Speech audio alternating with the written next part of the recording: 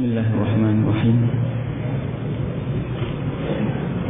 Assalamualaikum warahmatullahi wabarakatuh.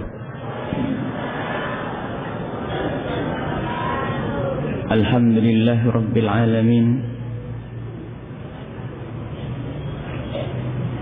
Wassalatu wassalamu ala rasulil karim Sayyidina wa habibina wa syafi'ina wa maulana Muhammadin man la nabiyya ba'dah wa huwa khatamun nabiyyin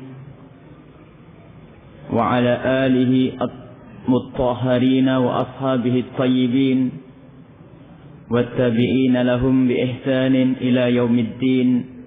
Amma ba'du. Para alim, ulama,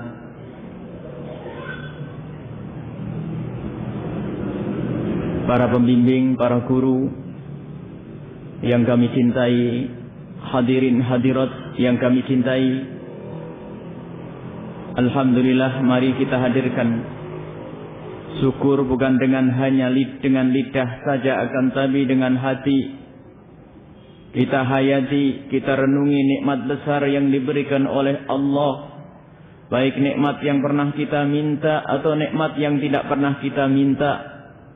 Dan sungguh Allah adalah Maha Pengasih dan Penyayang, tidak henti-hentinya memberikan, curahkan rahmat kepada kita, bahkan memberikan rahmat kepada makhluk-makhluk yang memusuhi Allah sekalipun. Dan di antara nikmat yang paling agung adalah jika Allah yajtabi ilaihi man yasha, Allah menarik kepada hidayah, kepada ridhonya orang yang Allah kehendaki. Semoga pertemuan ini menunjukkan bahasanya kita ini termasuk orang yang Allah kehendaki, untuk ditarik kepada hidayah Allah, ditarik kepada rahmat Allah, ditarik kepada iman kepada Allah subhanahu wa ta'ala. Dan ketahuilah itu adalah nikmat yang luar biasa besar. Jika seandainya Allah memberikan kepada seorang manusia kekayaan yang melimpah ruah, kesehatan, tidak pernah merasakan sakit, akan tapi jika iman ditiadakan di hatinya, sungguh orang ini bakal sengsara. Begitu sebaliknya, seandainya Allah menarik semua nikmat, kesehatan, harta dan lain sebagainya tidak diberikan oleh Allah biarpun setetes air, jika ternyata iman di dalam hatinya, ketahuilah itu hakikat kebahagiaan kelak di saat menghadap Allah subhanahu wa ta'ala. Itu artinya begitu besarnya makna iman yang harus senantiasa kita jaga. Jangan sampai kita merasa beriman, ternyata kita telah salah dalam beriman. Seolah-olah kita menempuh jalan yang benar, akan tapi di ujung perjalanannya kita salah alamat. Kita menganggap bahwasanya jalan kita ini adalah jalan kebenaran, akan tapi ternyata kita menemukan jalan buntu, tidak sampai kepada surga, akan tapi di situ adalah kita dibelokkan ke neraka Allah subhanahu wa ta'ala. Maka dari itu, sesaat penting kita berbicara tentang akidah. Adapun kami yang hadir, kita semua yang hadir, insyaallah aman akidahnya. Zaman ini, detik ini, insyaallah akidahnya akidah yang aman. Yang kita khawatirkan adalah di hari depan, jika ternyata ada perusak-perusak akidah yang menyusup ke dalam diri hati kita, ke dalam diri kita, anak-anak kita, dan masyarakat kita. Itu yang kita khawatirkan. Dan ini bermacam-macam. Setan ingin menarik orang yang sudah beriman. Jadi manusia ada 3 macam. Yang pertama, yang diberi oleh Allah keimanan dan dicabut nyawanya oleh Allah dalam keadaan dia punya iman. Semoga ini golongan kita. Amin. Ada golongan yang kedua, tidak pernah diberi oleh Allah keimanan, tidak pernah mendapatkan nikmat iman, mulai dia hidup sampai dia dicabut nyawanya tetap tidak punya iman. Dan na'udzubillah, sungguh ini adalah orang yang bakal sengsara. Ada lagi yang jenis ketiga, dia diberi oleh Allah keimanan, akan tapi keimanannya ini adalah berakhir di dunia sebelum dia mati. Dicabut oleh Allah Subhanahu wa taala di tengah perjalanannya. Dan sungguh dia adalah ahli su'ul khatimah. Ini adalah orang yang mula-mula beriman Islam akhirnya murtad keluar dari Islam. Na'udzubillah min dzalik. Dan kelompok ini juga ada. Dan banyak. Kelompok yang semacam ini ada dan banyak. Maka dari itu kita harus takut menjadi kelompok yang ketiga. Adapun kelompok yang kedua, kafir dari awal, tidak iman dari awal, sehingga masih pun dalam keadaan tidak iman, bukan sifat kita. Alhamdulillah, sifat ini terbebas karena kita sudah berasyhadu alla ilaha illallah wa asyhadu anna Muhammadar Rasulullah. Hanya yang ketiga itu yang kita khawatirkan, iman di awal perjalanannya, kafir di ujung perjalanannya. Dan musuh-musuh Allah banyak caranya untuk menggoda hal ini. Misalnya perkawinan silang yang digembar-gemborkan oleh orang yang katanya ahli Islam, pemikir Islam, memperkenankan perkawinan seorang wanita muslimah dengan orang kafir, dengan orang Nasrani misalnya. Ketahuilah sesungguhnya ini adalah upaya pemurtatan yang mengerikan, terang-terangan itu. Perlahan tapi terang-terangan. Berapa banyak orang yang kebawa dalam hal yang demikian ini. Sehingga sekarang yang dididik oleh orang di luar Islam adalah yang demikian ini. Dengan cara perkawinan. Banyak yang mengadu kepada kita. Punya calon kafir. Punya calon Nasrani. Punya calon begini. Masya Allah. Seolah-olah umat Islam sudah tidak ada lagi. Seolah-olah kaum laki-laki yang muslim sudah tidak ada. Sehingga adik-adik putri kita masih kebawa untuk mencintai orang yang dia adalah tidak beragama Islam. Ini salah satu di antaranya. Dan terjerumus di dalam hal ini jelas. Terbaca. Mudah dideteksi. Terjadi dan mengerikan. Tapi tidak sebanyak yang bakal kita bicarakan. Orang terjerumus di dalam akidah kemurtatan dalam bentuk seperti ini ada dan banyak. Akan tetapi tidak seperti yang akan kita bicarakan, yaitu adanya Ahmadiyah. Sesungguhnya orang akan keluar tanpa dirasa. Akan keluar dari akidah tanpa dirasa. Jadi akidah yang saat ini digembar-gemborkan dan sebetulnya tidak tahu Ahmadiyah, tidak ada masalah. Kita tidak perlu sampai tahu Ahmadiyah, kita pengen tahu adalah akidah Rasulullah, akidahnya para sahabat, akidahnya para imam. Imam Syafi'i, akidahnya Abu Hasan Al-Asy'ari, akidahnya Abu Mansur Al-Maturidi, akidahnya Abu Ja'far atau Hawi. Kita ingin tahu itu saja. Kita tidak ingin tahu akidah-akidah yang lain. Akan tetapi dikhawatirkan di saat kita tidak tahu, ternyata kita beli akidah itu, kita ambil akidah itu, maka kita menjadi tersesat. Kita menjadi keluar dari Islam tanpa dirasa. Apalagi di saat ini adalah saat perlu untuk kita bicarakan karena ternyata kita dikagetkan. Sudah jutaan atau ribuan bahkan informasi sampai berapa juta? 2 atau berapa? 2 juta kaum muslimin Indonesia sudah ke bawah. Kalau betul hitungan ini, namanya informasi yang jelas ada. Di daerah Kuningan ada, di Indramayu ada, yang jelas banyak. Saudara kita kaum muslimin ke bawah akidah ini. Dan ketahuilah, la yu'minu ahadukum hatta yuhibba li akhihi ma yuhibbu li nafsihi. Tidak sempurna iman seseorang kecuali dia mencintai untuk orang lain seperti mencintai untuk dirinya sendiri. Tidak sempurna iman kita kecuali kalau kita sudah mencintai saudara kita itu seperti mencintai diri kita. Kalau kita tidak ingin masuk neraka, kita harus tidak rela jika ada saudara kita mau masuk neraka. Kalau kita tidak ingin diseksa oleh Allah, kita harus tidak rela jika ada saudara kita akan diseksa oleh Allah. Salah satu imam ahli bait, Imam Muhammad Al-Bakir atau Imam Ja'far As-Shadiq, suatu ketika mendengar bahwasanya di kampung sebelah ada satu orang melakukan zina. Ia mendengar kabar, wahai imam, ada tetangga desa satu orang diketemukan dia dalam keadaan berzina. Imam itu di saat mendengar berita seperti ini tidak bisa ngomong, gemeteran, mukanya pucat dan menangis. Lalu berkata, ketahuilah itu adalah umat Nabi Muhammad yang terjerumus. Aku takut jika dia nanti diseksa oleh Allah Subhanahu wa ta'ala. Bukan malah dijadikan bahan gunjingan. Akan tetapi kalau ada iman di hati kita, kita tidak ingin ada satu orang pun terjerumus, baik dalam zina, minuman keras atau yang lainnya. Kita harus cemburu, kita harus terenyuh, menangis karena saudara kita terjerumus di dalam urusan ini. Perzinaan misalnya, na'udzubillah. Jangan digunjing, jangan diolok. Akan tapi ayo kita hadirkan rasa bahwasanya ketahuilah saudara kita jika ada yang berzina, ketahuilah saat itu artinya dia mendapat murka dari Allah Subhanahu wa taala. Urusan zina, minum-minuman keras, membunuh dan sebagainya.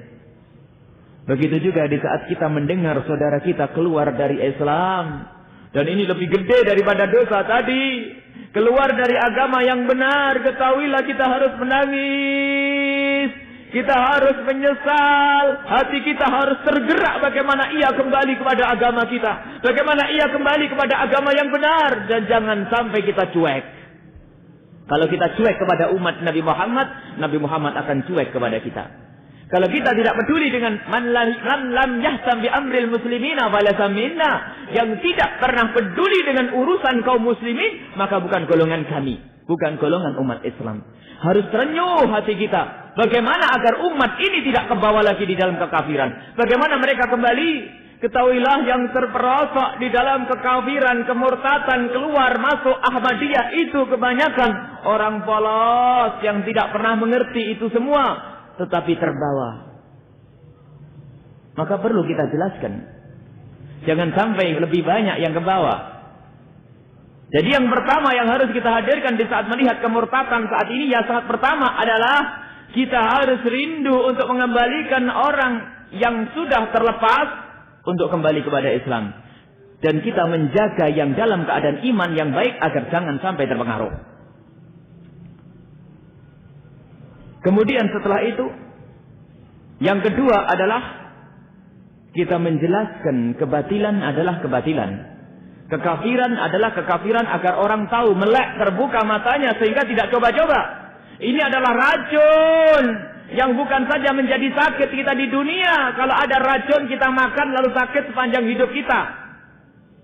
Sederhana racun itu, tetapi ini racun jika diminum oleh orang maka dia akan sengsara kelak di akhirat sepanjang masa. Racun akidah. Maka kita jelaskan, maka nanti insya Allah akan kita jelaskan bagaimana akidah Ahmadiyah. Jangan sampai kita hanya mengatakan kafir keluar dari Islam, tidak mengerti, itu berbahaya. Cukup kita tahu yakin Ahmadiyah keluar dari Islam, selamat biarpun tidak ngerti rinciannya. Insya Allah selamat. Jadi kita jelaskan yang batil dan batil, yang kafir, yang kufur. Dan yang ketiga adalah jangan menutupi kekafiran. Jangan menutupi kekafiran, sebab kalau kekafiran kita tutupi banyak orang yang beli nanti. Kami menghimbau kepada semua yang tertipu, setelah sadar kembalilah kepada Allah. Ahmadiyah, akidah kafir seperti yang akan kita terangkan, dan itu bukan hanya sekedar tuduhan, tetapi mereka sendiri yang mengungkap kekafirannya. Nanti kita hadirkan ada beberapa ini fotokopi, dan ini juga ada buku-buku dari Ahmadiyah sendiri. Kalau kita baca memang Ahmadiyah itu sendiri adalah kafir, keluar dari Islam.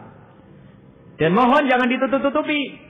Ditutupi Ahmadiyah sama dengan akidah kita, dia juga orang Islam. Itu masalah khilafiyah saja. Oh tidak. Kalau ditutupi semacam itu, lebih dari 2 juta yang akan terjerumus. Lebih banyak lagi akan ke bawah. Kalau kita tutup-tutupi. Yang tidak benar kita jelaskan. Kufur. Dan setelah kita vonis bahwasanya Ahmadiyah kafir, bukan berarti setelah itu kita lalu perang bunuh dia. Tidak. Islam itu indah. Bukan main bunuh, main labrak, main tendang, main hantam, tidak, main hancur, tidak. Akan tapi ada prosedur. Jika seandainya ada di dalam negara Islam, kalau ada orang murtad, lihat indahnya Islam. Jika ada orang murtad keluar dari Islam, hukum Islam memang dibunuh. Tetapi jangan digambarkan seperti orang kafir. Di saat menggambarkan hukum bunuh itu, lihat keluar dari Islam dibunuh, kejamnya Islam itu. Seolah-olah kalau ada orang keluar dari Islam langsung dipenggal lehernya. Tidak. Di dalam Islam itu ada istitab. Kalau ada orang murtad, pertama ditanya. Kaidah di dalam menemukan kekafiran dan tidaknya seseorang adalah orang itu ditanya dulu. Setelah dia ditanya tetap meyakini dengan keyakinannya, Maka saat itu disuruh tobat, kembalilah Pak, sesungguhnya akidahmu itu tidak benar. Istidad. Kalau dia suruh tobat masih belum mau, dicari sebab bagaimana dia mau tobat. Karena intinya hukuman itu ditegakkan, tujuan hukuman itu ditegakkan adalah agar orang-orang yang murtad itu kembali kepada Islam. Bukan hukum bunuhnya yang dicari, bukan kematiannya yang dicari, tapi diupayakan. Didatangkan orang lagi yang sekiranya bakal mendengar dia. Dirayu. Mungkin permasalahannya adalah dia murtad karena urusan ekonomi. Ayo diangkat bersama bagaimana? Mungkin urusan ilmu ditegaskan, dijelaskan dengan ilmu. Jadi dicari apa sebab, apa yang menyebabkan dia itu keluar dari Islam. Sampai dia puas lalu kembali ke jalan yang benar. Kalau sudah dijelaskan, dipenuhi keinginannya, lalu ternyata masih saja dia membangkang lalu mengatakan saya tidak mau. Nah ini adalah seandainya ada di dalam negara Islam, yaitu baru diangkat pedang. Pak, ini pedang di atas lehermu. Kalau dia masih mengatakan tetap tidak, memang orang kurang ajar dia itu. Berlebih-lebihan. Dan insya Allah tidak ada sampai sebatas ini. Maka ditegakkannya hukum itu kalau ada di dalam Islam. Seandainya ada hukum Islam, bukan tujuannya membunuh mereka, tapi bagaimana mereka kembali kepada ajaran yang benar. Ini tujuannya. Tapi digambarkan oleh musuh Allah, hukum bunuh, orang membunuh dikisos. Nggak adil katanya. Lihat, di dalam Islam katanya hukum kisos, kalau ada orang membunuh dengan sengaja harus dibunuh. Katanya nggak adil. Tanyakan kepada Amerika, tanyakan kepada Inggris, tanyakan kepada yang lainnya. Yang lebih adil apa? 100 juta. Boleh ibumu yang kamu cintai saya beli 100 juta? Tanyakan kepada mereka. Saya sembelih 100 juta. Tidak ada. Keadilan seperti Islam, kalau ada orang membunuh, ya layak dibunuh. Pertama adalah untuk menghukum dia. Yang kedua adalah untuk menakut-nakuti yang lain agar jangan membunuh.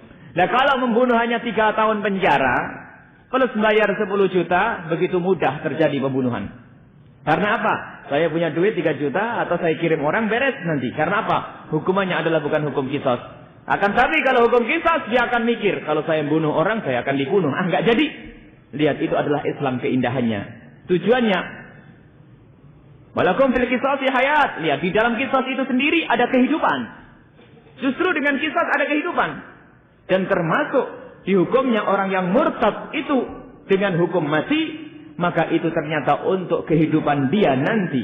Kalau dia tobat, hukum bunuh itu bukan untuk dibunuh yang sesungguhnya, tetapi untuk memberi peringatan bagi orang murtad agar kembali, agar dia punya kehidupan kelak di akhirat, kehidupan yang nyaman. Itu maksudnya. Itu jika ada di dalam negara Islam. Akan tapi jika negaranya bukan negara Islam, jika ada saudara-saudara kita yang murtad, yang penting ketahuilah bahwa itu adalah murtad keluar dari Islam. Kita pegangi kalimat ini sehingga kita tidak terpengaruh, anak kita tidak masuk ke sana. Adapun menyikapi mereka disesuaikan.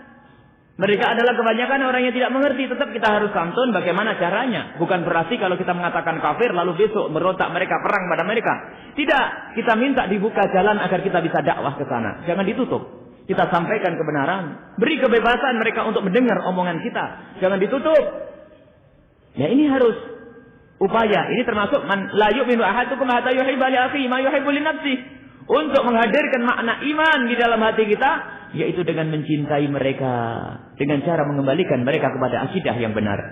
Ini adalah muqaddimah bahwa penting kita itu menghadirkan makna kerinduan untuk menjaga saudara kita agar tidak terjerumus, menjaga kita agar tidak terjerumus, dan mengembalikan yang sudah terjerumus kepada Islam. Dan yang kedua tadi kita ulang, untuk menjelaskan yang batil adalah batil, yang kufur-kufur, dan yang ketiga jangan sampai menutup-nutupi. Saat ini ada upaya menutupi. Kami sering mendengar bahwasanya Ahmadiyah itu sama, termasuk ada 10 poin yang diajukan oleh Ahmadiyah. Ada 10 poin yang diajukan oleh Ahmadiyah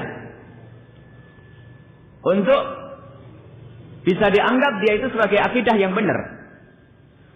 Dan 12 bukan 10, 12 poin, 12 pokok masalah yang diajukan oleh Ahmadiyah ini diangkat di media-media dan lain sebagainya, sehingga orang polos, orang yang hatinya tulus, tidak pengen melacak, langsung saja menerima, oh Ahmadiyah sama dengan kita. Ya, ini artinya menutup-nutupi. Ketahuilah wahai pemerintah, wahai orang yang mengurusi keamanan masyarakat dan rakyat, kalau kebatilan, kebusukan Ahmadiyah ditutup-tutupi dengan alasan menciptakan keamanan negeri ini, tidak akan aman.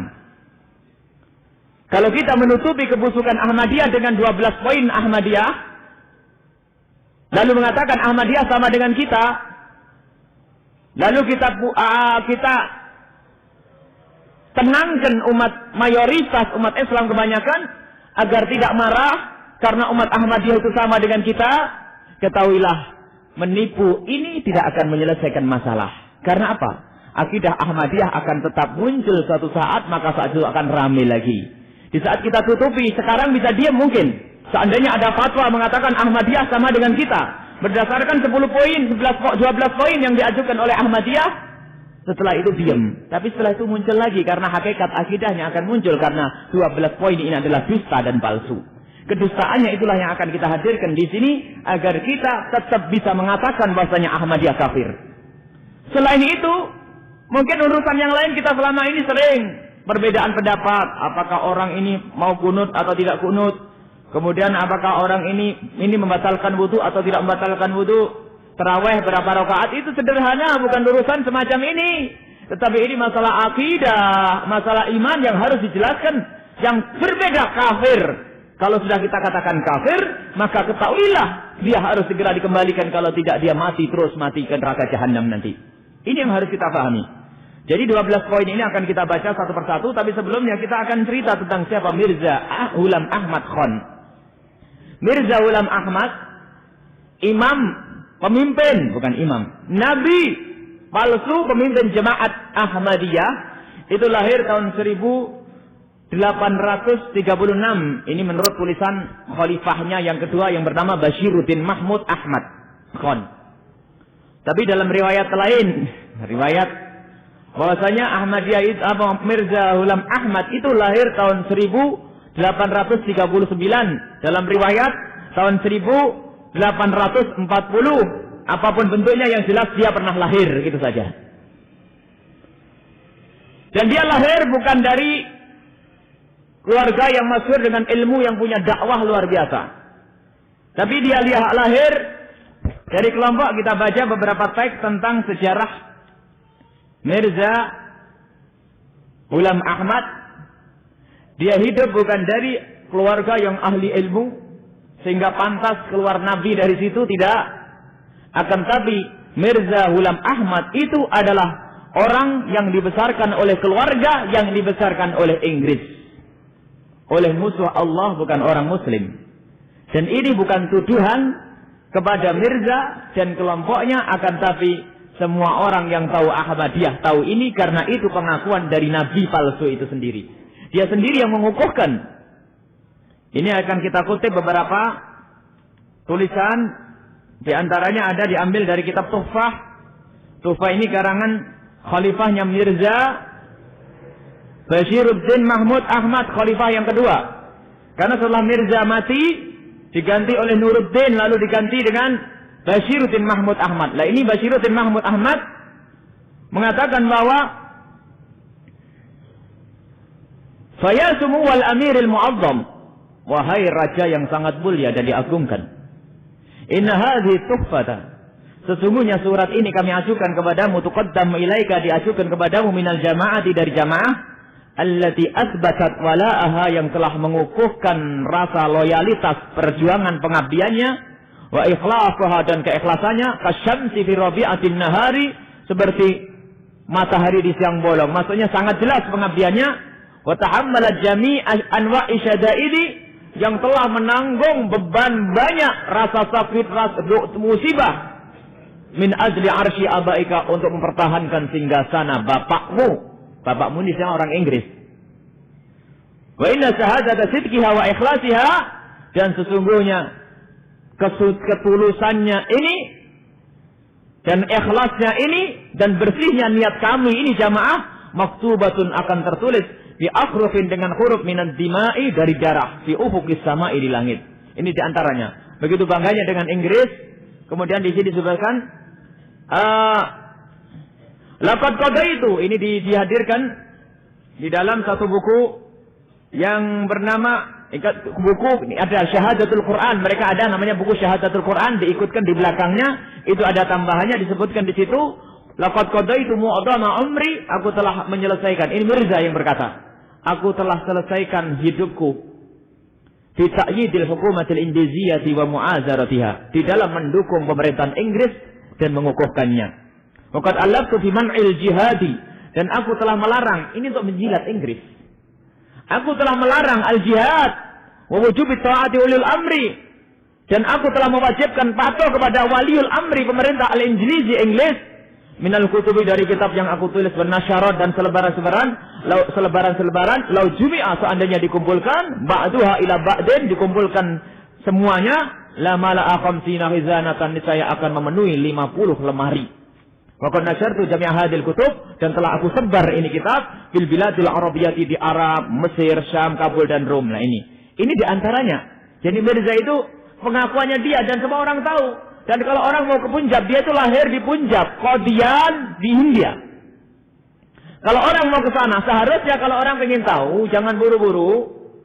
Kalau ingin tahu kebenaran Mirza, beli tiket sini India itu cuma $600 PP. Sini ke India $600 PP, pemerintah yang biayai, pemerintah daerah pun mampu. Di sana beli koran sama buku-bukunya Ahmadiyah, kafir atau tidak kafir. Kalau belum mau nanti kita mintakan Rangkaya Cirebon, masa nggak bisa? Bisa untuk berangkatkan. Tapi jangan buru-buru mengatakan Ahmadiyah sama dengan saya, tidak pernah baca. Ini ada kitabnya, di antaranya ada kitab Tazkirah yang disebut sendiri oleh Ahmadiyah. Ini kitabnya Tazkirah. Ternyata di dalam kitab itu tidak ada iman, semuanya kufur. Ngeri, menunjukkan kekafiran Ahmadiyah. Nah itu masa orang pemikir, ustadz katanya doktor, percaya dengan 10 poin. Poin dusta ini, orang yang ingin selamat di saat terpojok, ya ngomong apa saja, yang penting selamat. Jadi itu Ahmadiyah, dan masih banyak catatan-catatan tentang Mirza Ghulam Ahmad. Bahkan dikatakan lagi oleh dia, balaqad hadhil hukumati, balaqad balagat hadhil hukumatu, bahkan telah sampai hukumah ini fil ihsani, di dalam kebaikan, ilaina, kepada kami, walaha alaina ayatu baida, sungguh dia punya jasa besar kepada kami, hatta annana, sesungguhnya kami, in kharajna, jika kami keluar min hahuna, dari pemerintahan ini, la yumkinu, tidak mungkin, annal taji'a, untuk berlindung, ila Makkah, ke Makkah, wala ila Konstantiniyah, dan juga ke Konstantinopel. Tidak mungkin. Bagaimana yumkinu idan? Bagaimana mungkin ayyumirru fi khatirina, untuk kita menduga dengan hati kita syai'un min su'idzani, bagaimana kita bisa berprasangka buruk bihadil hukumati, dengan pemerintahan Inggris ini. Masya Allah, luar biasa. Bahkan sampai menjelaskan, fakiru, pikirlah wahai jamaah Ahmadiyah, katanya, qalilan, sedikit, ayu ardin fid dunya tu'ikum, dunia mana yang bisa menerimamu, in faraqtum billah hadhil hukumati, jika engkau meninggalkan pemerintahan ini. Negeri mana yang akan bisa melindungimu kalau engkau meninggalkan pemerintahan Inggris ini? Daluni, tunjukkan kepadaku ala hukumatin wahidatin, satu negeri saja, takbalukum, yang bisa menerima bikanafiya, yang bisa menerima dia, kita di dalamnya itu. Diakui sebetulnya di mana-mana ditolak dia itu. Lupa dia. Ini menunjukkan kalau dia nggak bisa diterima di mana-mana. Sampai tunjukkan ada negeri yang mau tidak dengan kita. Inna kulla hukumatin minal hukumatil islamiyyati. Semua pemerintah Islam ta'udu alaikumun anamil minal ghaidi. Sangat marah, maksudnya benci kepadamu. Wa tatarabbas bikumud dawa'ir wa tatarakkabul furas liqatlikum. Selalu mencari-cari kesempatan agar untuk bisa membunuhmu. Li'annakum qad asbahtum fi nadriha kuffaran murtaddin. Sebab mereka semua itu telah menganggapmu kafir. Dia sendiri yang ngaku, orang dunia sudah mengatakan kafir dia itu. Karena mereka semuanya menganggap kafir dan murtad. Fa'rifu li hadhihi ni'matil ilahiyati, maka ketahuilah nikmat besar dari Allah, yakni nikmat adanya negeri ini. Qaddiru qadraha. Faribu qadraha, kadar kemuliaan ini, wa'lamu ilmal yakin, ketahuilah dengan sungguh annallaha ta'ala, sesungguhnya Allah subhanahu wa ta'ala, ma'aqamal hukumatal ingliziyata, tidak menegakkan negara Inggris ini fil biladi, di negeri, illa li khairikum wa salihikum, kecuali untuk kebaikanmu wahai jamaat Ahmadiyah. Fa in hallat bi hadhihi hukumati afatun minal afat, kalau sampai negeri ini mendapatkan satu bencana, fayastabidukum hadil afat aidan, maka bencana ini pun akan menimpamu. Lihat, sini sungguh mengerikan. Bahkan menyebut pemerintah Inggris ini adalah perintah yang baik, dan kaum muslimin disebut sebagai mal'unin dalam tempat lain, sebagai orang-orang yang terkutuk. Memang mereka menganggap kita ini bukan orang Islam.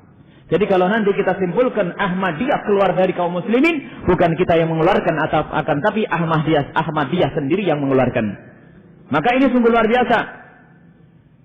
Dan sungguh banyak hal-hal yang unik, mengerikan dari kalimat-kalimat yang diungkapkan oleh Mirza. Jadi tuduhan Mirza ini adalah anti-Inggris, bukan tuduhan dari orang, tapi pemukaan dari bukunya. Ada Siratul Mahdi, sejarahnya dia. Dia juga punya tulisan tentang perjalanan hidupnya, dan muridnya Bashiruddin nulis, kalau ada orang pengen tahu, beli tiket langsung ke Punjab sana, India sana, karena banyak dijual buku-buku itu dengan bebas di sana, beli dibawa pulang, baru mengatakan kafir atau tidak kafir. Ketahuilah ini adalah cara yang benar, bukan hanya dengan 10-12 poin, lalu menipu masyarakat Indonesia, bahwasanya Ahmadiyah sama. Setelah 2 juta, berapa juta akan ke bawah gara-gara dikatakan sama. Inilah yang harus kita perhatikan. Itu sekelumit tentang Ahmadiyah dan dengan Mirza Ahmad Ghulam Khan. Dan setelah itu Mirza itu orangnya sakit-sakitan dan mati dalam keadaan mati di kamar mandi di WC waktu tahun 1908. Itu meninggalnya Mirza, lalu diganti oleh Nuruddin, lalu diganti oleh khalifah yang kedua Bashiruddin Mahmud Ahmad. Ini adalah sekelumit tentang Ahmadiyah agar tahu. Dan semuanya bisa membaca, karena buku Ahmadiyah tidak disembunyikan di negerinya sana, di tempatnya sana, di Punjab sana. Dan sesungguhnya kalau ada yang mau masuk ke tempat mereka, ada buku-buku ini di kalangan mereka. Hanya di dalam marhalah dakwah harus tahu cara dakwahnya Ahmadiyah itu ada beberapa periode. Periode pertama harus menampakkan seperti baju kita, persis. Yang penting orang tertarik masuk dulu, setelah itu baru nanti dirubah kalau sudah masuk ke dalam. Ini adalah akidah mereka, cara mereka berdakwah, sehingga ada dakwah yang mereka senangi adalah debat. Debat bukan cari menang, cari kalah, cari perhatian agar orang memperhatikan dia. Seperti yang terjadi di Pakistan, itu kerjanya ngajak debat, tahu kalau debat nggak pernah menang. Dan diladeni oleh ulama, tujuannya adalah untuk meyakinkan bahwasanya Ahmadiyah itu adalah batil. Di sisi lain dia mengambil kesempatan agar dia itu bisa diperhatikan. Nah ini Masya Allah, di Indonesia pun begitu, kita perhatikan katanya debat-debat, termasuk kita ini sempat diajak dialog katanya. Tanggal berapa kemarin, malam Senin yang lalu, katanya mau dialog di RRI, disiarkan secara nasional. Dialog dengan pimpinan Jamaat Ahmadiyah dari Manislor Kuningan. Manislor Kuningan. Setelah kita datang, tidak ada yang datang, wallah alam sebabnya apa, Allah lebih tahu. Kita sudah datang, sudah acaranya jam 4 malam, ternyata tidak ada. Ya kita hanya menerangkan bahwasanya Ahmadiyah batil. Ini adalah diantaranya sejarahnya Mirza Ghulam Ahmad. Adapun poin-poin yang diajukan. Poin-poin yang diajukan agar kita tahu saja. Mereka mengajukan kami Jemaat Ahmadiyah 12 poin. Ada ustadz yang tertipu dengan poin ini. Ustadz yang polos. Memang kebanyakan ustadz-ustadz itu polos hatinya. Enggak usah banyak ruwet. Janganlah suudon kepada orang lah. Tapi urusannya ini bukan urusan masalah suudon atau tidak. Akan tapi ini adalah kebatilan yang dikemas. Sebab kalau tetap Ahmadiyah ditutup-tutupi, nanti akan muncul lagi dan berapa banyak orang yang akan terjerumus. Di antaranya, poin-poin yang diajukan oleh Ahmadiyah. Yang pertama, kata ini, penjelasan pengurus besar Jemaat Ahmadiyah Indonesia tentang pokok-pokok keyakinan dan kemasyarakatan warga Jemaat Ahmadiyah Indonesia. Pertama, kami warga Jemaat Ahmadiyah sejak semula meyakini mengucapkan 2 kalimat syahadat sebagaimana yang diajarkan oleh yang mulia Nabi Muhammad Rasulullah sallallahu alaihi wasallam, yaitu asyhadu an la ilaha illallah wa asyhadu anna Muhammadar Rasulullah. Ini katanya, bersyahadat asyhadu an la ilaha illallah wa asyhadu anna Muhammadar Rasulullah. Ini ada fotokopi, insyaallah dibagi, tapi banyak ketikan yang salah, itu mohon. Kalau ada yang pengen memotokopi diperbanyak, jangan memotokopi fotokopi yang sudah dibagi. Minta kepada kami, nanti ada fotokopi yang sudah dibetulkan, waktu itu buru-buru ngetiknya, jadi banyak huruf-hurufnya yang hilang.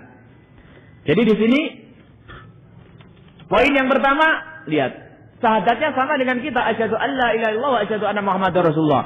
Anak kecil yang baru belajar Islam tahu bahwasanya itu benar syahadat itu. Tetapi jika yang ngomong orang Ahmadiyah harus diteruskan. Ada enggak terusannya itu? Harus begitu cara menanyanya. Kalau sampai di situ iya benar, tapi terusannya yang disembunyikan itu yang bermasalah. Kalau ditanya, saya sama syahadatku ya asyhadu an la ilaha illallah wa asyhadu anna Muhammadar Rasulullah. Oh ya sama. Bukan itu yang kami permasalahkan ya Ustaz. Akan tapi yang kita permasalahkan adalah kamu itu meyakini ada Nabi selain Nabi Muhammad itu loh. Mereka tidak cukup sampai Nabi Muhammad saja. Di situ disebutkan bahwasanya kita jawab benar itu adalah syahadatnya orang Ahmadiyah. Tetapi jangan dipotong sampai di sini. Karena ada keyakinan Ahmadiyah yang lebih dari syahadat kita itu.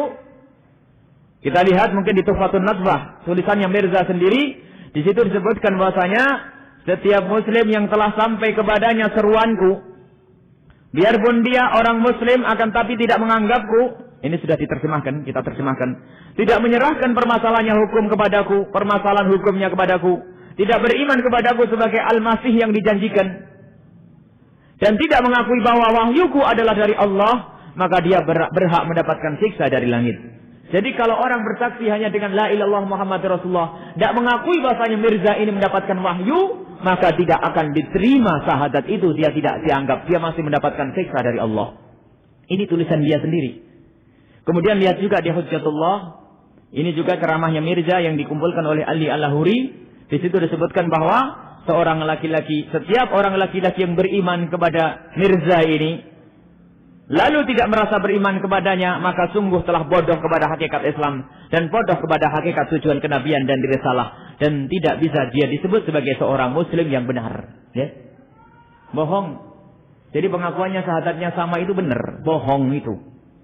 Kebohongannya jelas. Jadi orang harus tahu dong, apalagi orang yang berkiprah di dunia fatwa. Fatwa sana, fatwa sini, fatwa sana, fatwa sini, harus tahu. Jangan nanti menipu orang. Pertama syahadatnya benar, akhirnya sampai di dalam punya kelebihan. Nah, Mirza itu punya begini. Jadi biarpun tidak diucap, akan tapi di dalam hatinya harus diyakini bahwa Mirza Ghulam Ahmad adalah mendapatkan wahyu. Disebutkan lagi, setelah bahkan setiap orang yang tidak mengikutimu, tidak mengikuti baiatmu, maka dia tetap masih dianggap berbeda kepada Allah, melanggar Allah dan Rasul, dan dia adalah termasuk ahli neraka. Disebutkan lagi bahwasanya setelah menjadi jelas bahwasanya tidak ada keselamatan kecuali iman kepada Al-Masih Al-Mau'ud yakni Mirza yang dijanjikan, lalu apa perlunya setelah itu kita berusaha untuk menganggap kebenaran Islam selain Islam Ahmadiyah. Jadi ini keyakinannya. Kemudian disebutkan lagi oleh khalifahnya, kumpulan khalifahnya yang bernama Bashiruddin mempunyai buku di dalam Kalimatul Fasl. Setiap laki-laki yang beriman kepada Musa dan tidak beriman kepada Isa, atau beriman kepada Isa dan tidak beriman kepada Muhammad, atau beriman kepada Muhammad lalu tidak beriman kepada Mirza Ghulam Ahmad, maka bukan saja disebut sebagai orang kafir, akan tetapi sungguh dia telah tenggelam benar-benar dalam kekafiran dan keluar dari Islam. Lihat syahadat yang disembunyikan itu. Lah itu masa katanya gelar ustadz lalu nerima saja ya, kelewatan ya, harus cari dong kebenarannya itu. Dan masih banyak ini. Kita kalau menemukan pengakuan-pengakuan seperti itu, ini banyak juga mungkin dari teks-teks ini. Kita tidak ambil buku-bukunya melalui fotokopi. Sebetulnya cukup nubuat Mirza, kenabiannya. Jadi ada di antaranya disebutkan bahwasanya An-Nabi macam-macam. Pertama ngaku nabi sempurna, nabi di dalam nabi sebagai umat. Sisi lain dia adalah nabi, sisi lain dia adalah sebagai umat. Sisi lain, saat lain dia mengatakan nabi tapi tidak punya syariat. Saat lain dia mengatakan nabi yang punya syariat. Dan ini disebut memang pingsan begitu, bingung. Ngakunya pelan-pelan. Akhirnya terakhir dia mengatakan nabi yang membawa syariat baru. Seperti ini. Hamil syariat. Naam. Engkau semua orang yang menerangkan kepada manusia tentang perintah dan larangan adalah dengan wahyunya. Dan ketahuilah maka aku pun datang dengan larangan dan perintah, dan itu adalah wahyu. Nah, maksudnya sama membawa syariat. Jadi banyak tentang hal-hal yang begitu kalau kita membaca Ahmadiyah. Jadi intinya kita harus tahu bahwasanya poin yang pertama itu adalah dusta, yang tidak boleh dipercaya biarpun diulang-ulang 1000 kali, tetap hakikat Ahmadiyah itu adalah yang harus kita cari agar kita tahu. Ini adalah yang pertama. Kemudian poin yang kedua dijelaskan bahwa sejak semula kami jemaat Ahmadiyah meyakini bahwa Rasulullah adalah khatamun nabiyyin. Kita selama ini mempermasalahkan Ahmadiyah ini tidak mempercayai Nabi Muhammad, tidak mempercayai Nabi Muhammad khatamin nabiyyin. Nah, kita menuduh Ahmadiyah, katanya Ahmadiyah tidak mengatakan Nabi Muhammad khataman nabiyyin. Khatamun nabiyyin. Mereka menjawab, tidak, kami mengatakan Nabi Muhammad adalah khatamun nabiyyin. Nabi Muhammad adalah khatamun nabiyyin. Baik. Kita buka bahwasanya ini adalah dusta. Jawabannya adalah, poin kedua ini memang tidak kita pungkiri bahwa Ahmadiyah mengakui Nabi Muhammad sebagai khatamin nabiyyin. Akan tetapi yang dipermasalahkan bukan sampai di sini, melainkan makna khatamin nabiyyin yang didatangkan oleh Mirza. Dia punya makna sendiri khatamun nabiyyin itu. Kita boleh mencari di mana itu artinya agar kita tahu. Jangan mencari kepada orang akidah yang benar. Kalau akidahnya yang benar, kita ini yang mengatakan khatamun nabiyyin, nabi pungkasan, man la nabiyya ba'dahu, seperti yang dikukuhkan. Jadi kalau akidah khatamun nabiyyin dalam akidah kita adalah Nabi Muhammad nabi pungkasan. Ijma' ulama, hadis-hadis Nabi menerangkan. Dan ini bukan tempatnya menjelaskan tentang adanya khatamun nabiyyin. Bukan tempatnya, ada pembahasan sendiri tentunya karena ada waktu terbatas. Kalau ingin membicarakan tentang akidah orang yang mengakui Nabi Muhammad bukan pungkasan, itu adalah batil, itu akan dijelaskan dengan bab sendiri. Intinya sepakati kaum muslimin bahwa yang mengatakan ada Nabi setelah Nabi Muhammad itu hukumnya kafir. Tentunya dengan dalil. Karena seperti itu, karena yang mengatakan Nabi Muhammad bukan khatamun nabiyyin ini kafir, maka Ahmadiyah ingin keluar dari ini, beralasan.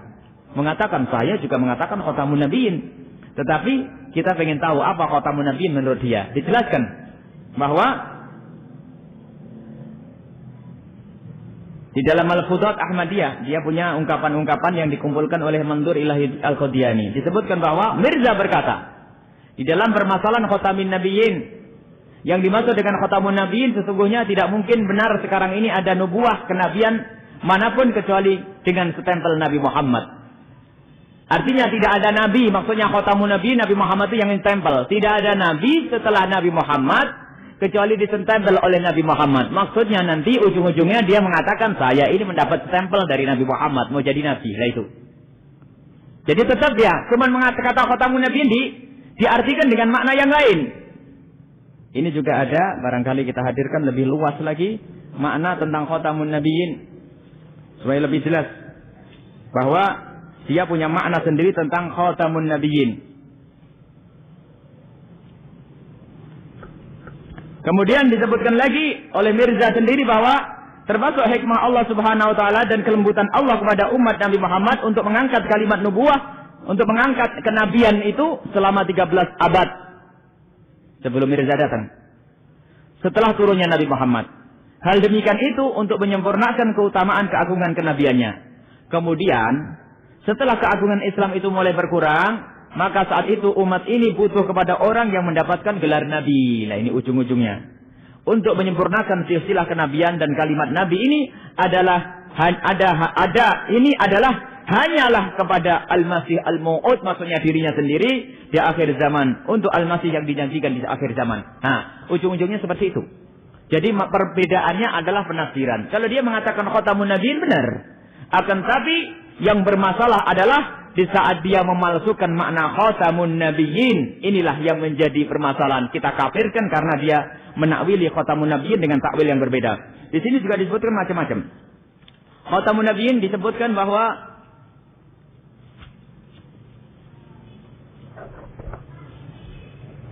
Inna Muhammadan khatamul anbiya. Ini mana tadi? Fa in kana Allah qad fa inna Allah ana Muhammadun sallallahu alaihi wasallam bi sifatin dilliyah. Nah ini disebutkan. Aku adalah Muhammad dalam sifat dilliyah. Maksudnya aku adalah Nabi Muhammad dalam bayang-bayang. Fali ajli hadza man fadda hadzal khatam. Maksudnya kalau saya itu nabi bayang-bayang, seandainya aku jadi nabi bukan merusak makna khatamun nabiyyin. Sebab aku ini Muhammad yang lahir lagi. Muhammad yang keluar lagi. Dengan terang-terang mengatakan aku adalah Muhammad yang keluar lagi. Aku Muhammad yang dihadirkan lagi. Nah ini, subhanallah. Jadi luar biasa dia itu mengatakan khatamun nabiyyin dengan makna yang diinginkan. Akan tapi setelah itu dia mengatakan sesaat Nabi bukan Nabi Muhammad, tapi sesaat dia mengatakan Nabi Muhammad. Sampai dikatakan waktu dalam ayat ada ayat Al-Qur'an berbunyi, ada ayat Al-Qur'an yang berbunyi Muhammadur Rasulullah walladzina ma'ahu asyiddau 'alal kuffari ruhama'u bainahum. Apa kata Mirza?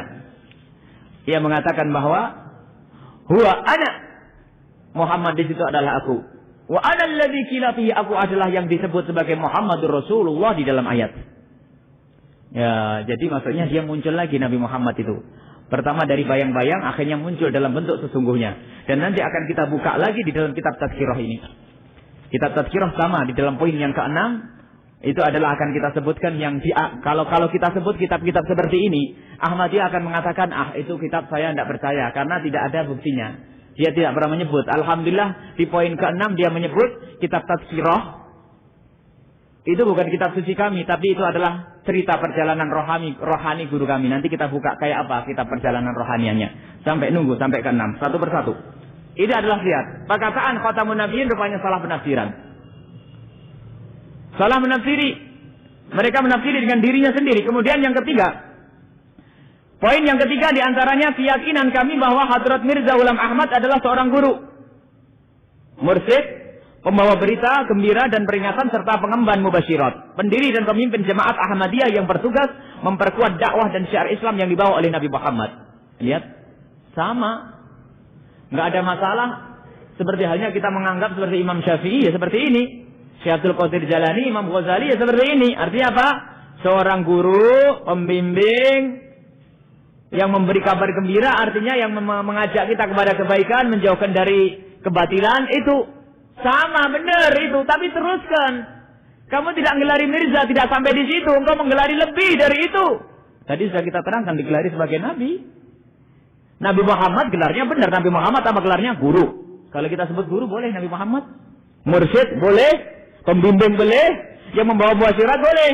Tapi lebih dari itu Nabi Muhammad adalah Nabi. Lah ini gelar Nabi ini juga dipakai untuk Mirza. Disembunyikan itu. Lihat Masya Allah. Luar biasa. Jadi ini dusta. Kok masih dipercaya seperti ini? Kemudian. Kita juga bisa lihat di situ. Di dalam Tadhkirah, poin ke-6 nanti kita bisa melihat bahasanya kalau memang dia adalah guru mursyid, pembimbing saja, pantaskah guru mursyid itu yang punya perjalanan rohani seperti yang akan kita baca. Nanti kita hubungkan di poin yang ke-6. Poin yang ke-4 adalah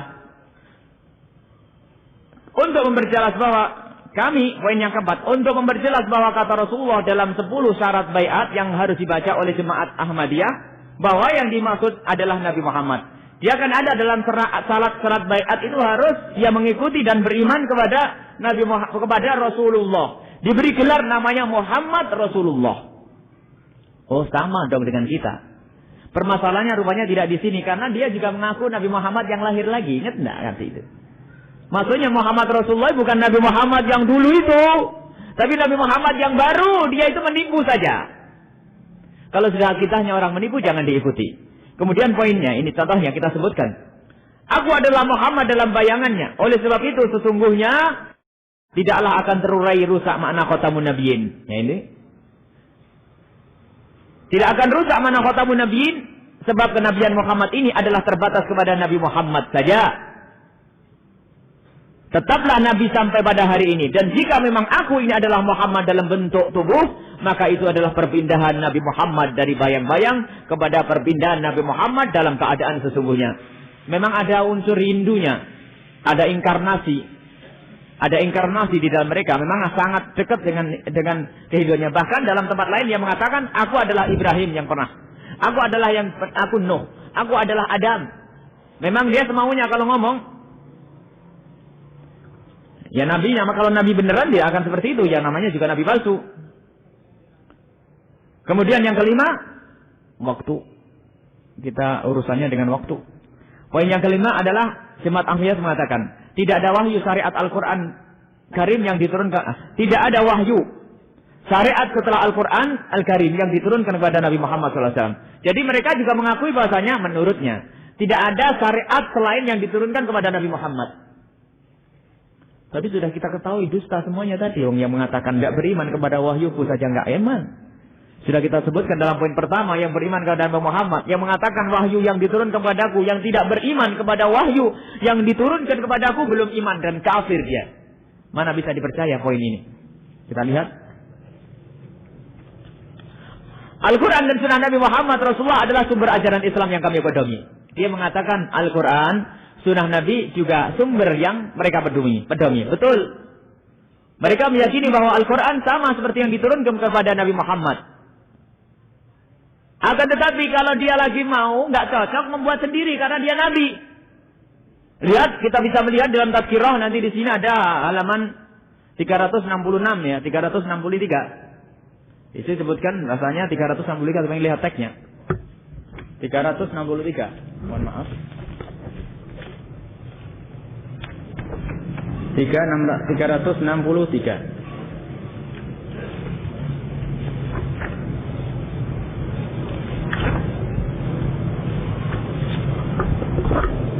Ya. Di situ disebutkan bahwa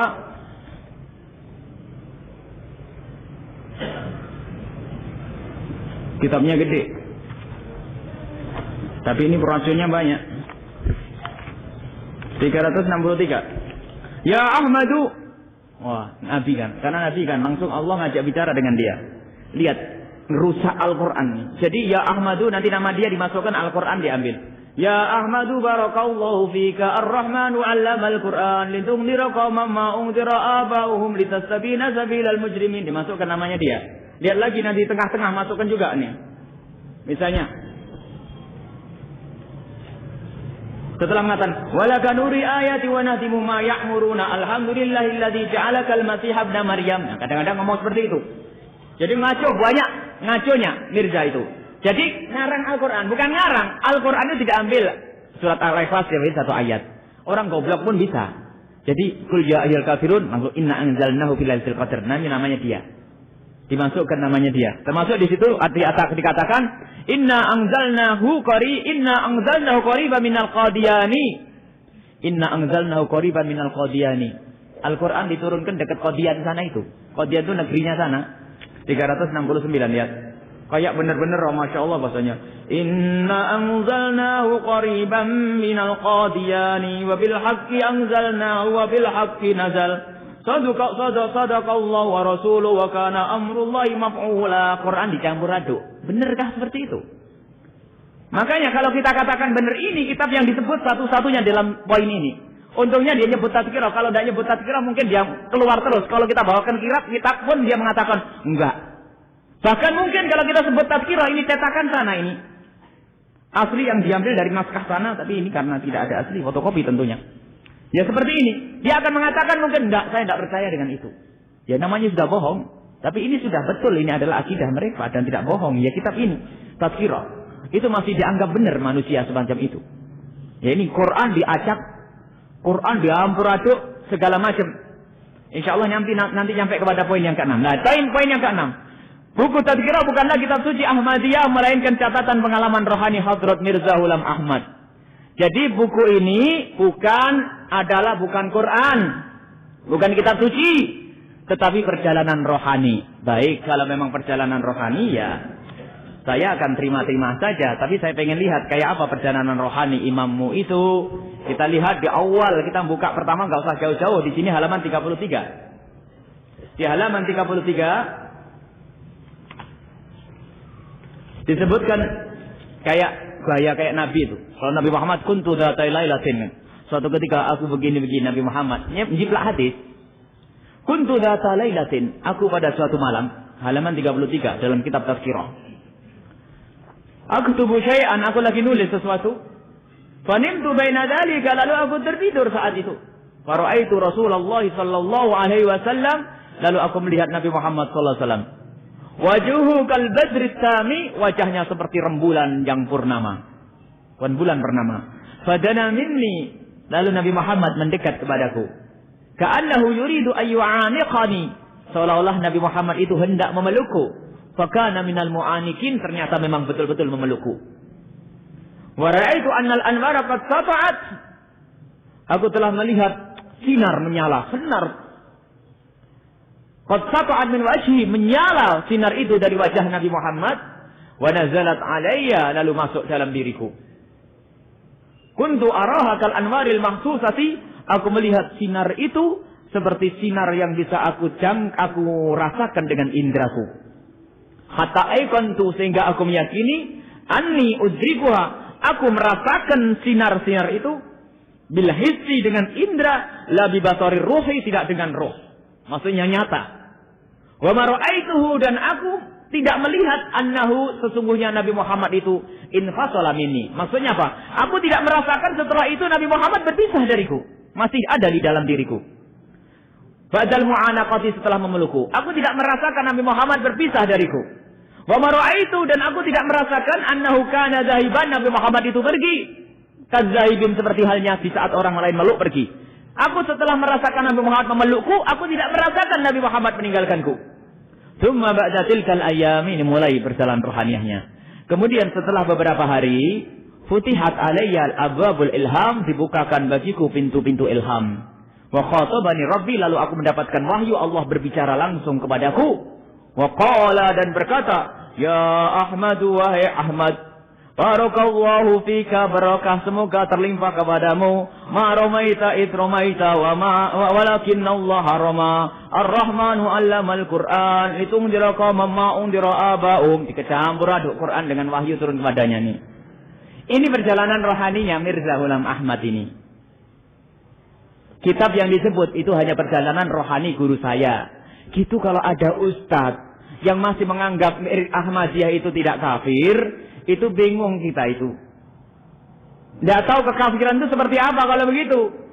Kalau orang mengatakan kita itu bukan Nabi, Nabi Muhammad, bukan Nabi terakhir, kemudian Quran diacak-acak seperti ini, mengatakan dia sendiri dapat wahyu. Bagaimana kalau tidak kita katakan kafir? Kalau itu bukan kafir, lalu kekafiran itu seperti apa? Dan masih banyak ini keanehan-keanehan kalau kita baca di dalam perjalanan rohani ini. Dia duduk dengan Jibril ngobrol, dapat ilmu dari Jibril, Masya Allah. Enak. Luar biasa. Itulah Ahmadiyah. Kemudian poin yang ke-8. Ada poin yang tertinggal yang mengatakan bahwa poin yang ke-7. Kami warga jemaat Ahmadiyah tidak pernah dan tidak akan mengkafirkan orang muslim di luar Ahmadiyah, baik dengan kata-kata ataupun perbuatan. Dia tidak mengkafirkan kita, katanya. Tapi lihat, tadi sudah kita baca tadi di mana tadi? Di sini ada terjemahannya bahwa setiap laki-laki yang beriman kepada Musa dan tidak beriman kepada Isa, atau beriman kepada Isa dan beriman kepada Musa, kepada Muhammad, atau beriman kepada Nabi Muhammad, nggak beriman kepada Mirza, apa dia? Maka bukan saja dia disebut sebagai orang kafir, akan tapi sungguh dia telah tenggelam di dalam kekafiran yang sangat dan keluar dari Islam. Dan yang bisa dipelajari kan kitabnya ini, bukan tipuan yang untuk selamat itu. Jadi kekafiran kelompok ini sudah sangat jelas. Dan tadi banyak, Masya Allah, kekafirannya ini luar biasa kita. Karena cukup waktu, insya Allah kita ringkas saja. Intinya pengajian ini adalah mengukuhkan bahasanya Ahmadiyah itu adalah kafir. Kemudian poin yang ke-8.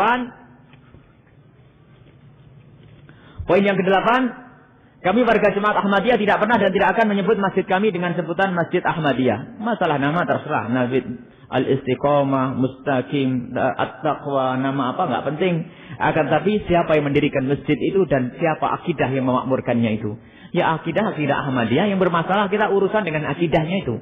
Adapun masjid bumi Allah semuanya adalah bisa dijadikan masjid. Tidak ada, kita bukan seperti agama lain, kita sholat di mana saja boleh. Adapun masalah pemberian nama tidak terlalu penting, tidak menyangkut masalah akidah itu.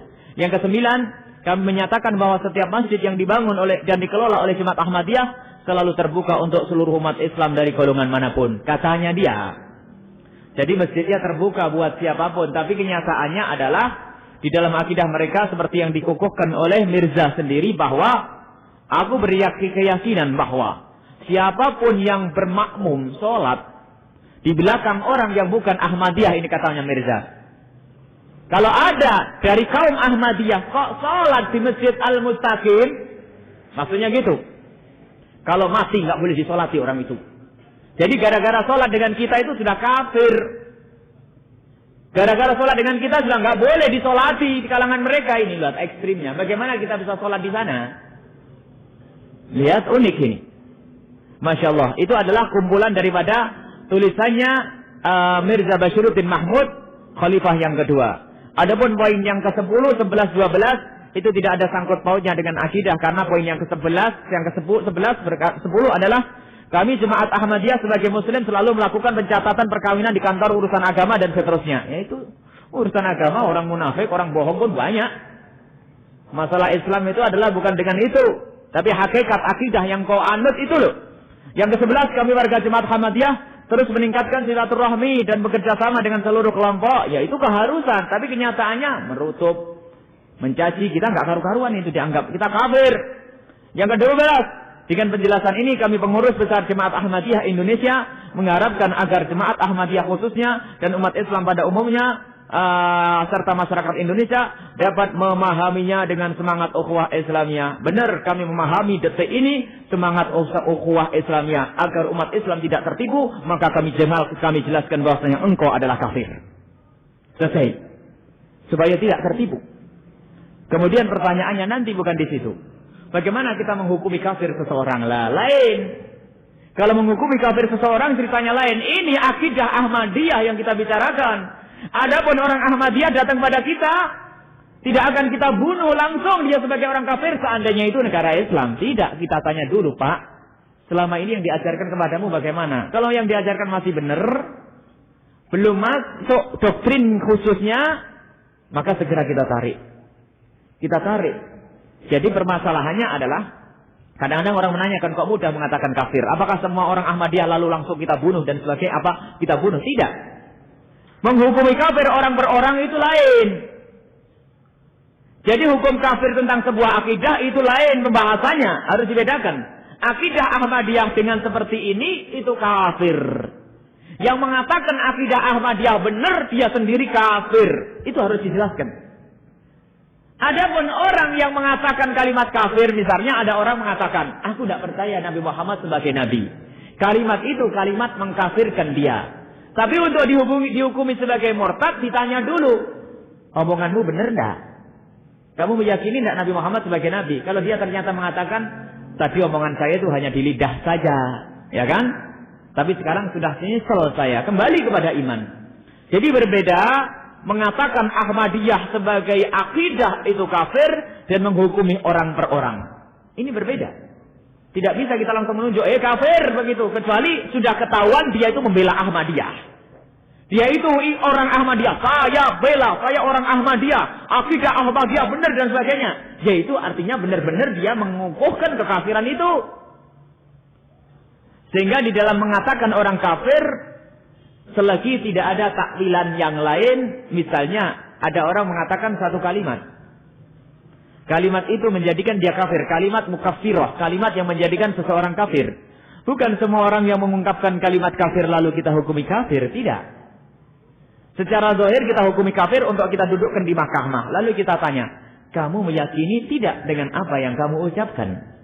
Artinya kalau ada orang Ahmadiyah didatangkan di mahkamah, kita tanya, kamu meyakini tidak dengan Ahmadiyah yang sudah saya jelaskan semacam ini?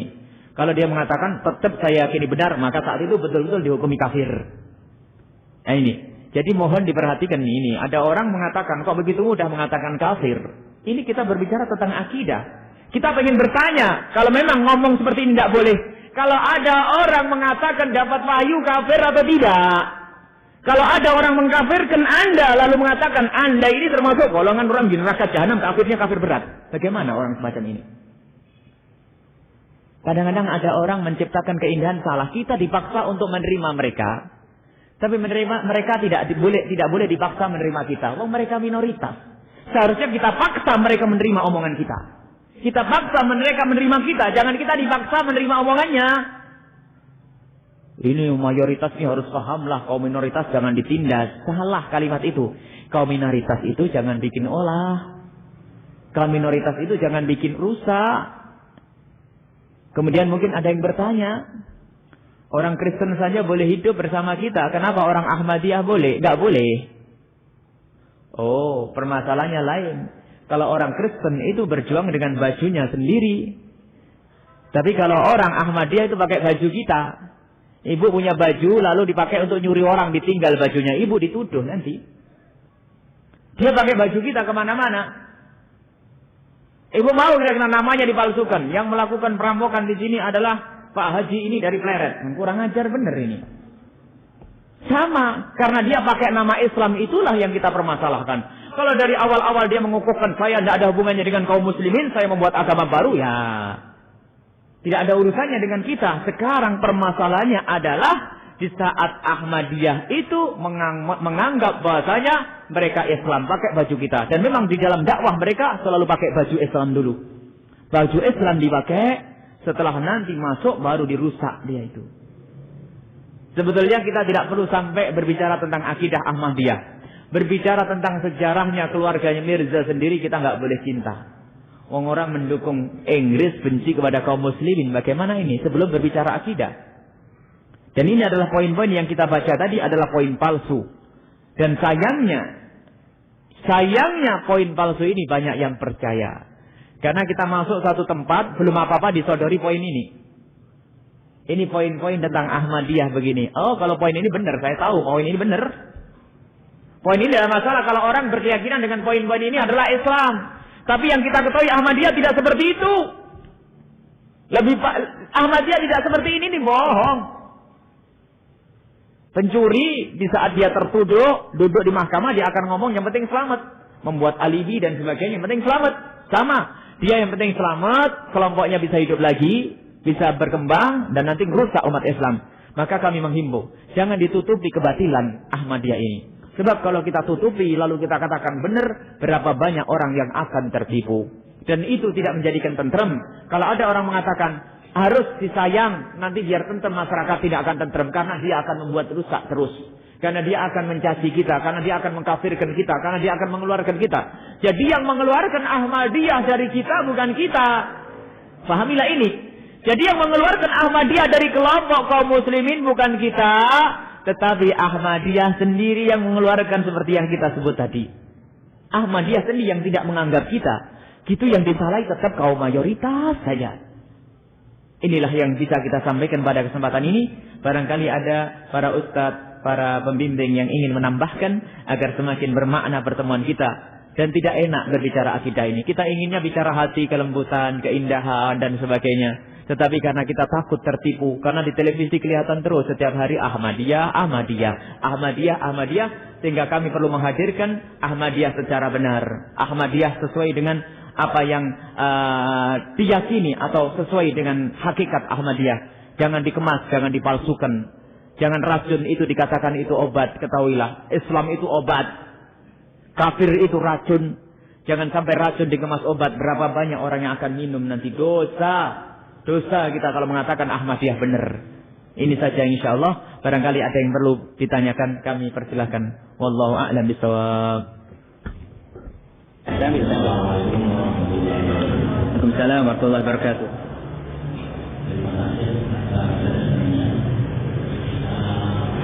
Saya kebetulan ketika kuliah di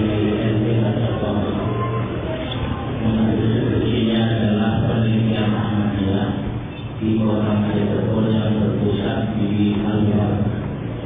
Dan saya berpura di Panggilan Ahmadiyah supaya dapat informasi untuk mengisi kejurusan Alhamdulillah sudah dari orang itu saya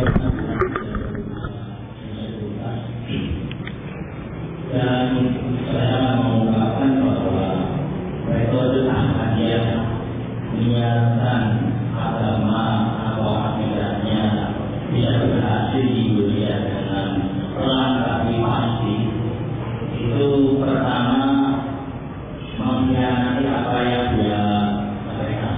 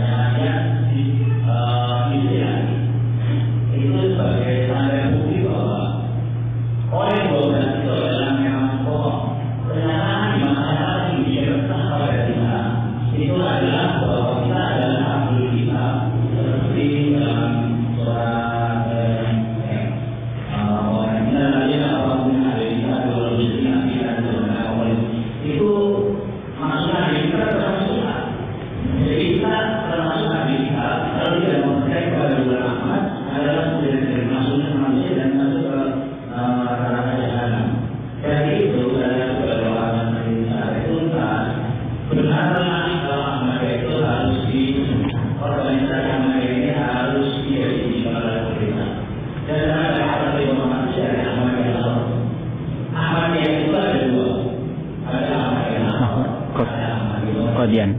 Pertanyaan ketika pemilihan khalifah kedua. Mirza. Jamaah Ahmadiyah ketiga mengatakan agar khalifah pemimpin Ahmadiyah siapa saja tidak berketurunannya, sehingga terjadi sepihak untuk memaksa lain yang lebih alif, sepihak dari turunannya ingin menjadi penerusnya, yaitu khalifah yang kedua tadi. Kemudian kita tempat kantornya yang satu di Jogja, jadi yang oleh Presiden setelah Lutfi, kemudian yang satunya dari Minako. Menurut informasi yang saya dengar dari para orang yang menerima Ahmadiyah, bahwa ini dari Ahmadiyah awal sangat membenci kepada Ahmadiyah Qadian. Ahmadiyah Qadian adalah kafir karena ulama Ahmad telah tidak pernah mati dan menangkap bahwa ilmu dan sebagainya adalah orang yang kedua. Itu menurut Ahmadiyah awal. Jadi yang pertama kali menentang Ahmadiyah adalah orang Ahmadiyah ini. Ahmadiyah awal. Dan sekarang masih banyak kenapa Ahmadiyah awal tidak berubah? Karena Ahmadiyah itu sebetulnya adalah organisasi mata Islam di India seperti NU, Indonesia, Mali. Itu bergerak hanya kebetulan pada waktu itu masalah dari Inggris. Ahmadiyah itu disponsor oleh Inggris supaya tidak menentang Belanda. Begitu. Nah, Ahmadiyah itu sendiri harusnya bergeraknya seperti masa Muhammadiyah di Indonesia orang India harus Muhammadiyah atau orang India NU harus bergeraknya jangan saja supaya bisa bergerak di market internasional. Mengaku Nabi namanya Imam Mahdi, kemudian Nabi Isa dalam silakan cara baca dalam bukunya Ahmadiyah yang beda dan apa suka terima saja apa yang dilakukan oleh yang terhormat biasa dari situ. Bahkan apa yang dalam Al-Quran adalah dalam Ahmad, bukan lain itu. Maka dari itu saya menambahkan kepada hadir di sini bahwa Ahmadiyah yang pertama kali menentang adalah bukan kita tapi orang Ahmadiyah sendiri yang disebut Ahmadiyah. Dan lebih jelek lagi karena yang membuat itu dan sebagainya ulama Islam adalah khalifah keduanya itu menurut Ahmadiyah. Dan betul dari sebagainya semuanya akan itu bohong. Yang penting bahwa Ahmadiyah adalah yang besar. Di Pakistan juga yang sulit. Khalifahnya tidak ada. Kenapa di Indonesia yang menyelesaikan Islam kemudian Ahmadiyah hidup subur? Karena perjalanannya seperti itu menipu kita. Dari itu marilah kita bersama-sama untuk tidak tertipu. Dan sayangnya IAIN sebagai lembaga pendidikan yang harus ikut satu penduduk ini, ketika saya sidang skripsi, karena ada tantangan saya sebagai orang Ahmadiyah untuk membendung gerakan Ahmadiyah, salah satunya adalah dua SD, SMP, SMA harus mengungkapkan kesalahan akibatnya supaya tidak terproses. Itu oleh Bapak Profesor Ahmad waktu itu dan yang dari Bandung itu.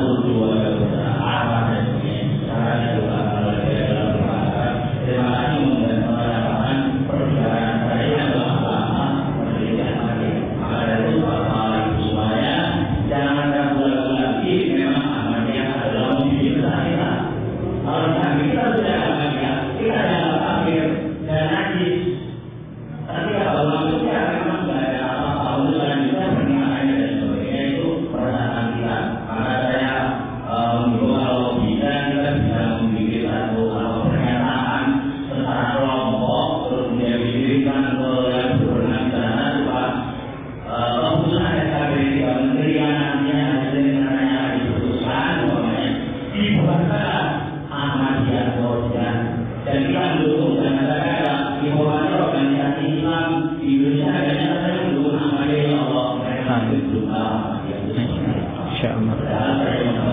itu saja yang perlu saya bahas sesuai dengan pengalaman saya menjadi Ahmadiyah bahwa Ahmadiyah memang benar-benar memiliki masih minoritas sudah sedikit apalagi kalau mudah-mudahan kita semua terbentuk dengan ceramahnya beliau ini sebagai bekal untuk membentuk Ahmadiyah sebab Ahmadiyah kalau dibubarkan itu organisasi saya saja tapi kalau orang juga seperti apa. Terima kasih dan mohon maaf apabila banyak kecewa. Assalamualaikum warahmatullahi wabarakatuh. Waalaikumsalam, Masya Allah. Terima kasih. Beliau punya kelebihan langsung terjun riset.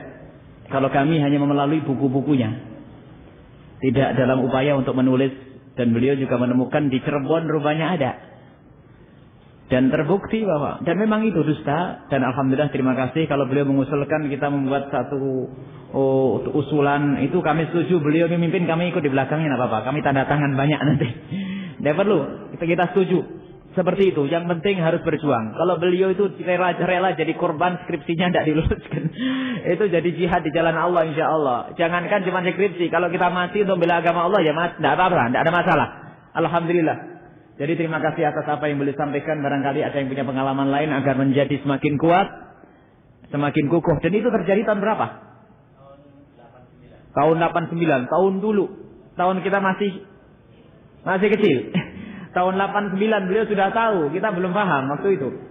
Artinya beliau sudah pengalaman lama dan artinya kesesatan sudah ada zaman itu. Berkembang, lalu jangan sampai kemudian kita biarkan nanti tambah berbahaya. Benar, masih kecil saja sudah bikin ribut. Bagaimana kalau nanti semakin banyak? Ini Masya Allah, terima kasih atas apa yang disampaikan. Barangkali ada yang lain yang mau menyampaikan pertanyaan atau mungkin ingin menambahkan.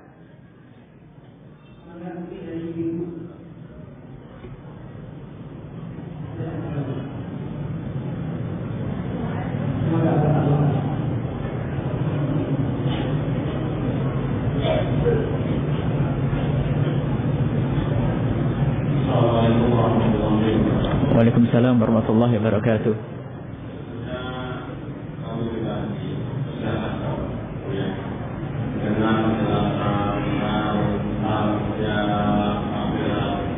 Tapi penjelasannya terakhir sampai apa kemudian jadi untuk kita. Jangan sampai menyebar karena kafirannya tidak benar. Dan saat tidak ada dalam kondisi aman damai. Dan sesuai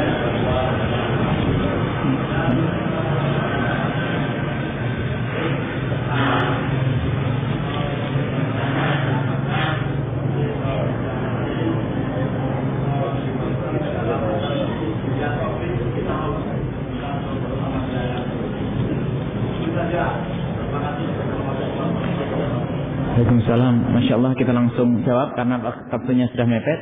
Beliau, ini ada pertanyaan tertulis juga. Beliau bertanya apa tindakan kita. Masya Allah, memang harus begitu. Tindakan kita yang pertama, yang penting kita ini selamat dulu. Itu satu.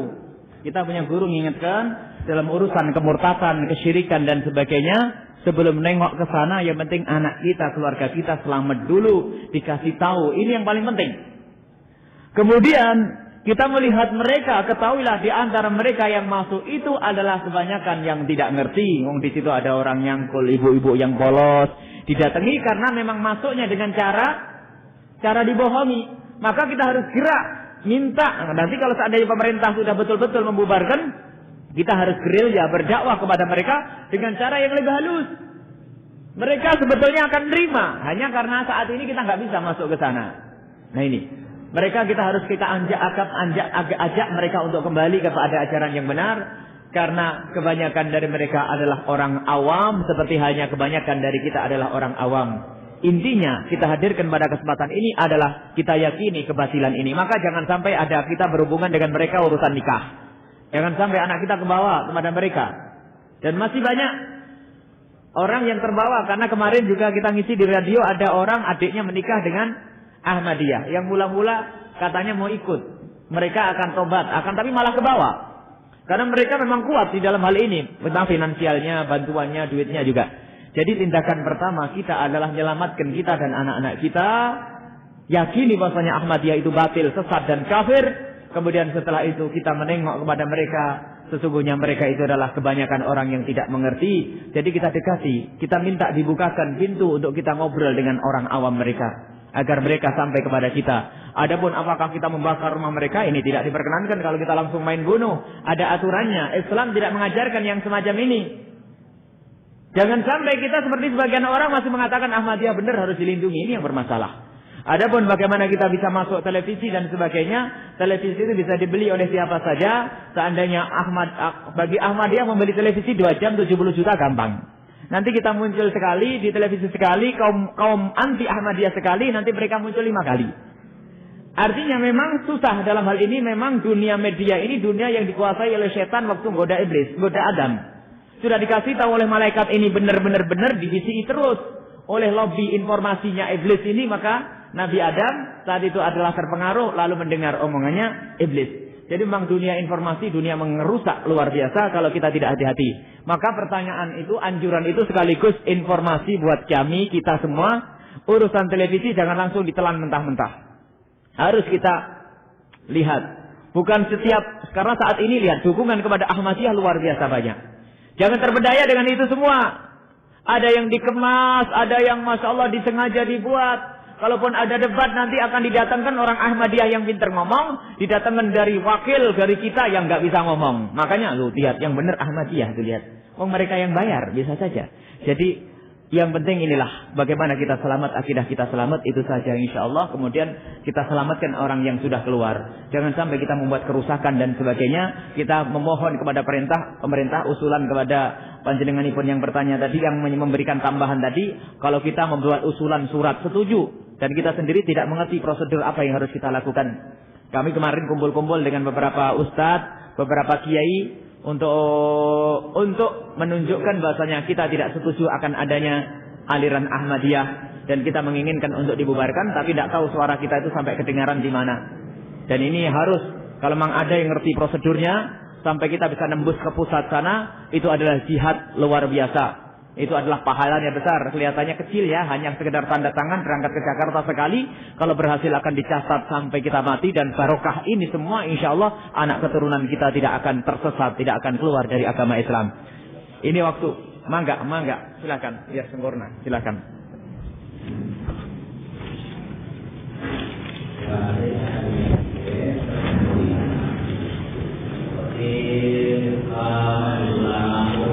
Jadi menyatakan bahwa Ahmadiyah adalah yang berusaha di Manila, itu kemudian aktivitas sayangnya akhirnya masih terjadi begitu. Betul. Ahmadiyah dan Kemarin itu pusatnya di Al-Mubarak, berarti Ya, Al-Mubarak Jalan Cipta.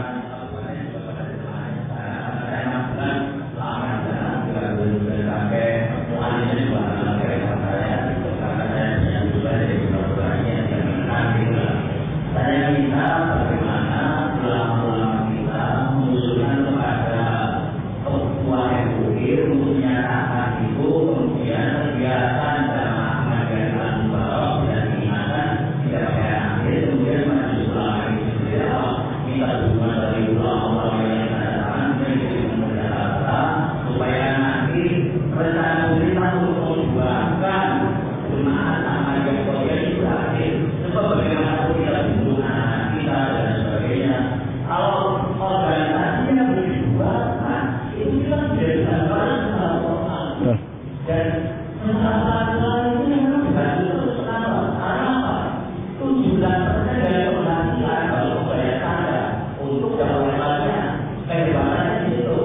Sehingga cara yang paling itu tidak diterus dari situ banyak orang mengeluarkan iman masuk dan bergaul mana dari kalau kita selalu menjadi terlihat pada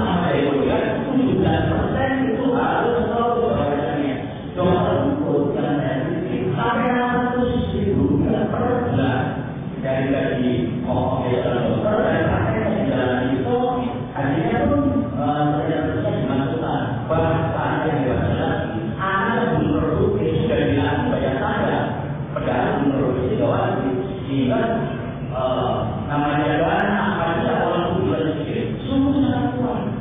Maka dari itu kalau kita tidak membuatkan organisasi jamaah Ahmadiyah Polsia, kita akan lama-lama keluar terus semakin banyak.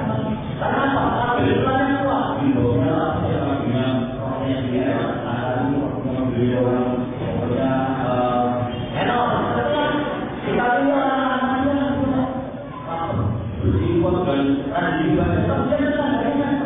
hebat.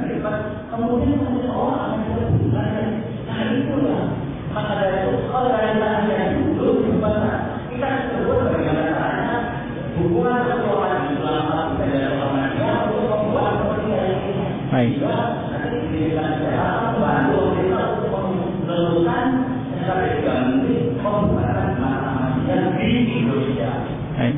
Kalau ada bisa artinya kita mau membuat apa? Baik. Dan kita Masya Allah. Masya Allah. Terima kasih. Harus mulai malam ini sudah harus dipikirkan, insya Allah dalam waktu dekat kita kumpulkan teman-teman dan juga para masyayikh, dan saya minta alamat panjenengan nanti biar ikut bareng-bareng, dan harus secepatnya nanti bantu-bantu rombongan. Kalau 2 orang tidak mau, MUI belum, MUI insya Allah setuju dengan kita karena MUI sudah mengatakan ya. Hanya perlu dibantu, ide itu bentuk. Pikiran 2 orang lebih bagus dari 1 orang. Pikiran 3 orang lebih bagus daripada 2 orang. Jadi ini perlu. Jadi insya Allah musyawarah dan tetap kita akan berjuang. Ini lebih penting dari yang lainnya. Dari dakwah kita keliling ke sana kemari lebih penting ini. Betul kalau kata beliau. Kalau ternyata tetap hidup organisasi ini kecolongan suatu saat ini. Kalau tidak kecolongan anak kita, anak tetangga kita yang kecolongan. Kalau tidak anak tetangga kita, anak pelanggan kita itu yang kecolongan. Masya Allah. Insya Allah akan kita lanjutkan dengan kerja nyata, bukan saja sekedar ngomong. Karena selama ini kita juga mengumpulkan, kita berkumpul dengan para masyayikh, para kiai, tapi masih dalam irama mengcounter melalui media. Belum sampai kepada ini, dan insya Allah setelah ini, hari ini kita juga dapat telepon dari Jakarta yang isinya bahwasanya agar kita segera mengirimkan termasuk tulisan ini, dan juga barangkali ada kesepakatan ulama tentang maksudnya semacam ini. Diminta di Jakarta sana untuk membantu memperkuat upaya-upaya kita di dalam menjauhkan Ahmadiyah daripada bumi Indonesia Raya yang kita cintai. Na'udzubillah. Jangan adik-adik putri yang kami cintai, jangan sampai menggantungkan hati dengan orang di luar Islam. Kalau sampai ke bawah, Masya Allah, menikah dengan orang Kristen, seorang wanita menikah dengan orang Kristen tetap tidak sah. Jatuh zina setiap semuanya. Di samping jatuh zina, kalau punya anak, anak itu nanti kalau sudah kebawa kepada bapaknya, na'udzubillah. Anak kita anak Kristen, na'udzubillah. Anak kafir. Kemudian setelah itu dicerai lalu ia masuk Islam. Bagus, alhamdulillah kok dicerai dan masuk Islam. Semoga Allah mengampuni dosanya dan Islamnya diterima insyaAllah. Untuk kedepannya kalau nikah lagi jangan sampai dengan orang Kristen. Bagaimana kalau seandainya dicabut nyawa Anda waktu Anda masih Kristen? Masya Allah. Apalagi murtad, setelah itu murtad. Na'udzubillah, murtad luar biasa. Kalau orang murtad tobat, insya Allah diampuni oleh Allah. Kembali kepada Allah, nangis, nyeseli, jangan sampai mengulangi lagi perbuatan itu. Orang sholat di musola yang dan perempuan apakah? Sholat awam. Ini adalah masalah-masalah yang lain. Sholat adalah perempuan memang tidak harus pakai hijab. Hanya hijab itu untuk menjaga agar terhindar dari pandangan. Kalau tidak pakai hijab pun adalah boleh, tapi wanita adalah di belakang, laki-laki di depan. Sehingga dalam buktinya kalau tidak pakai hijab, waktu itu sunatnya wanita itu adalah tidak langsung berdiri sebelum lelaki itu berdiri penuh. Supaya tidak melihat sujudnya kaum laki-laki. Itu menunjukkan kalau tidak ada hijab di situ. Kalau pakai hijab itu lebih utama untuk menghindari pandangannya wanita untuk melihat laki-laki. Jangan dianggap laki-laki saja yang tergoda melihat wanita. Kalau wanita melihat laki-laki jangan dimikir itu siapa, ini pak siapa, rambutnya siapa, itu putih siapa, itu gagah siapa. Ada masalah sahnya sholat adalah sah, hanya masalah keutamaan aja adalah dengan hijab. Adapun sholat awabin bermacam-macam, ada yang mengatakan sholat awabin adalah sholat yang dilakukan antara maghrib dengan isya. Ada yang 6 rakaat, 2 rakaat. Ada yang mengatakan sholat duha itu adalah awabin.